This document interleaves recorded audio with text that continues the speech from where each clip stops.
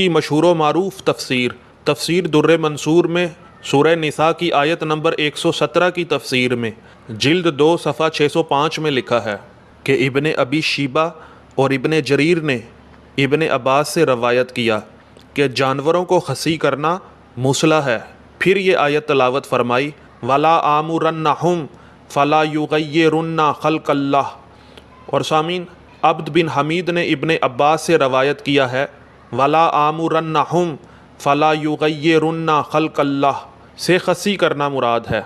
اور سامعین، ابن ابی شیبہ اور بہقی نے ابن عمر یعنی عمر کے بیٹے سے روایت کیا ہے کہ رسول اللہ صلی اللہ علیہ وآلہ وسلم نے گھوڑے اور جانوروں کو خصی کرنے سے منع فرمایا، اور رسول صلی اللہ علیہ وآلہ وسلم نے ابن عمر سے فرمایا کہ اس کے ذریعے مخلوقات میں اضافہ ہوتا ہے، یعنی اگر آپ